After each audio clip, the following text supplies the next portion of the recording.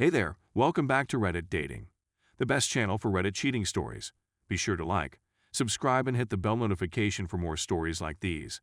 Now, let's get into the video. The end of an 18-year relation. This happened last year. My ex-wife, together for 18 years, married for 11, 2 kids 7 and 12, wasn't in a good place because of the lockdown. Her life had changed.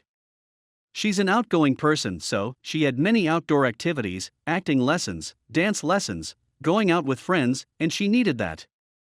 Her social battery needed to be charged with people. On my side, I'm the opposite. My social battery is used when I'm around people. We were fine that way. She had her activities, I had my gaming night, and on the weekend, we saw people, invite them, or going out, everything was fine. Until lockdown. No more acting lesson, no more dance, no more party. She was trapped in the house, and with the work from home policy in here, she didn't see anyone except me and the boys for a few months. Then, lockdown was lifted a little, and we could go and see people. So we helped a friend move out, and that's where she saw an acquaintance, and there was a spark. I think she saw a way to be free again. On January 31, 2021, she fell in love with another guy. That's when she started to trick me. She invited her side piece and the friend we helped moving for a dinner, and while I was chatting with said friend, she was in another room, making out with him. She invited him several times for game night, always with another friend, so I didn't suspect a thing. This kept going for some time when, out of the blue, in April, she told me that she wasn't in love with me anymore. She still liked me, I was still her best friend, her first love, the father of her children, but not her lover anymore. I proposed to see a therapist together to sort things out, and I even told her that I could move out, find a rent while we were trying to make things back on again. And she accepted that. 2 weeks later, while on a short vacation with her family, her mother, stepfather, brother, sister, I discovered the truth. She had a notification late at night, while she was sleeping next to me, and the light on her phone annoyed me, so I took her phone to make it disappear. That was a WhatsApp message. From Sheila. Saying good night, my love. As a response to a selfie saying good night, I love you. I read a few messages, that must have been a mistake. And I saw a selfie of Sheila. And lot of pictures of them together. A lot of heart emoji. My heart stopped for a minute. What was happening? A few seconds later, she woke up and frantically searched for her phone. I told her. I said that I saw the messages, that I knew she was cheating, and she started crying. And I cheered her up. I still couldn't believe what I saw. She was the one, she was sad, I had to do something. We spoke a little, and I told her to act like nothing happened, at least until we were home, without the kids. Monday comes, we head back home. The kids are still around, so we can't discuss the matter, but I had access to her Google account, so I went to see her travel. She spent almost every lunch in a park with him. She spent the afternoon of our youngest birthday with him in a spa, after she told me she couldn't have the day off. She spent night with him when she told me she was with a friend of her. So much lies. She wanted me out of our house to make place for him, while he was building their house. I saw bit and pieces of chat where he showed her the plans with these are the bedroom for the kids, and what do you think of this table? I was fuming. I wanted the all truth, so I blackmailed her. Either you show me the WhatsApp messages, and you'll tell me everything, or I publish a nice Facebook status, identifying every friends we have in common, to announce that she was leaving the house because she cheated on me with. Knew I would do it, so she told me. She showed me. I didn't kick her out the house, but out of the bedroom. After I regained composure, we talked. I told her I wanted her out of the house as soon as possible, but in the same time, we couldn't tell the boys at that time. The oldest had important tests at school coming, and I knew he would be so devastated that it could ruin his school year. These tests would allow him to go to a sort of junior high school. So, she spent her nights in our spare bedroom, waking up early to be ready to wake up the kids every morning without them to realize we didn't share a room. On the 1st of July, she left the house to rent something, while the kids were in summer camp. We told them when they came back, and since then, they spend a week with me, then a week with her and the side piece. We are at peace. No war between us. I hate all the lies, but I can't hate her for falling in love. We are still friends, but I don't trust her anymore. I can't say I'm feeling fine, but I'm mostly okay. I got good friends around, I love my kids, and they love me too. I'm still single, but I feel I'm ready to meet someone. On her side, apparently, things are not as fine. But that's not my problem, as long as the kids are okay. There it is. I don't think I forgot a lot of things. Anyway, I needed to vent. Thanks for reading. P.S. English isn't my first language, so, sorry if some phrases aren't understandable. And sorry for that wall of text. Story 2. It's the end. Got divorced today. Cheers. I'd want to express myself. I'm now feeling sick to my stomach, and my hands are trembling as I write this. I'd want to say a lot, but I'm unable to.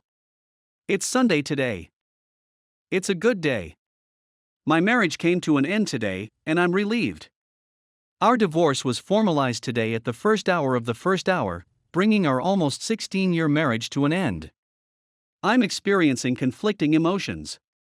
A part of me feels relieved, and a part of me is depressed. That lady was one of my favorites. She was the second most important person in my life. She completely annihilated me. I'm at a loss for what to say. Please be advised that our custody arrangement currently looks like this. I'm the legal guardian of my kid until he reaches the age of 20. She will be the legal guardian of our daughter until she reaches the age of majority. After that, I'll be her legal guardian until she marries the man of her dreams. My daughter will spend the next several years with her, since she is just 10 months old at the time of this writing.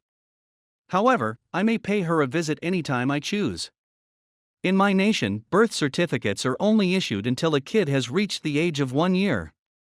So I haven't signed it yet, but I will sign it as soon as I can. She's my daughter, after all. For the next 3 years, I'll be required to pay spousal support to her. Child support till my children reach the age of majority. I'm looking at 20% of my salary, or around $1,500 if I do everything right all at once. Please keep in mind that we are from Asia, and $1,000 is a significant amount of money here. My obligation to pay alimony is limited to the sum known as Dean Mar, or a sort of dowry, but not dowry, which I must pay. I didn't have to divide assets because infidelity played a significant role in this case, but I did offer her one of my apartments, not for herself, but for my daughter. I want my children to grow up in a safe environment, and while what she did was wrong, I cannot put them in danger, which is why I agreed to transfer one of my apartments to her name. At the very least, they won't have to worry about finding a place to live.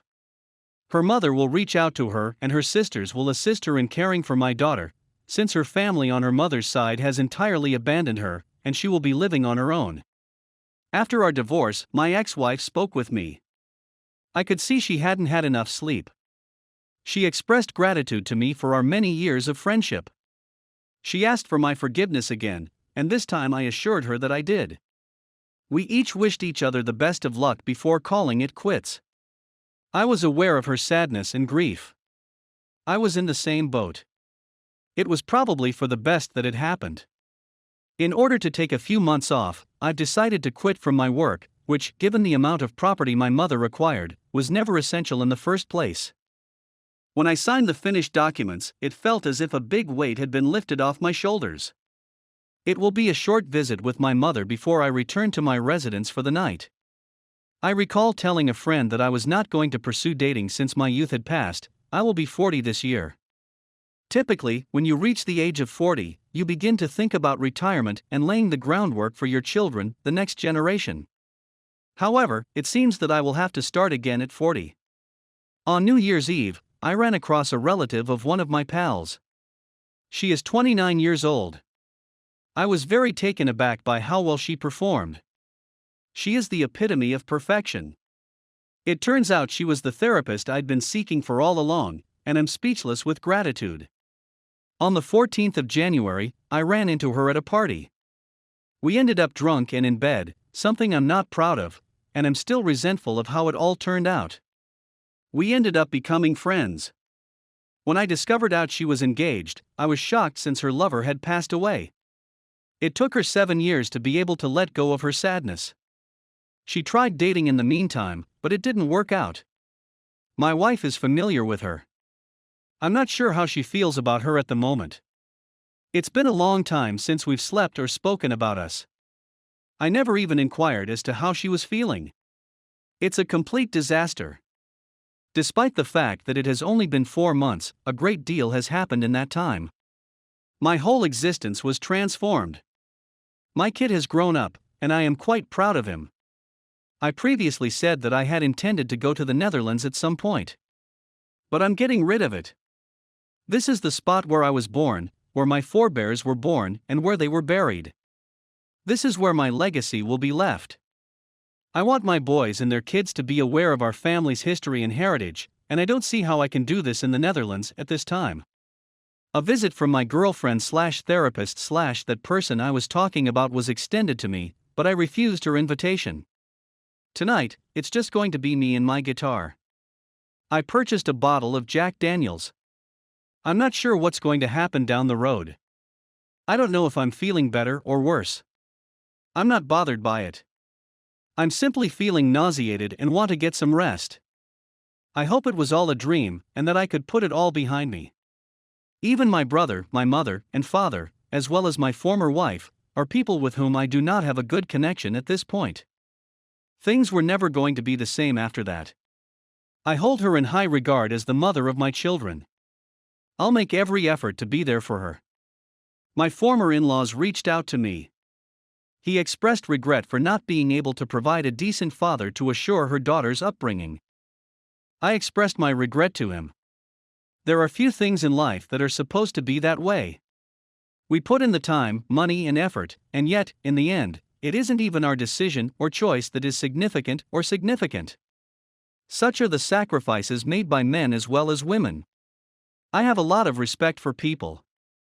I have a lot of respect for you folks for going through such a difficult time in your lives. Up until yesterday, there was a persistent question in my mind about whether or not I made the proper choice to divorce my husband. That notion is still lingering in my mind. I'm not sure if I made the right decision, and I'm not sure if I'll ever be able to get over this betrayal. I'm not sure whether I'll be able to start afresh. But for tonight, it's all good. It's me, by the way. My kid is staying with my mother. He will be spending the night at the location. This is it, everyone. This is the end of the road. Wishing you all the best on your journey to the life that lies ahead. Cheers to the suffering, and cheers to the folks who have reached out to me on a consistent basis. Thank you very much to everyone.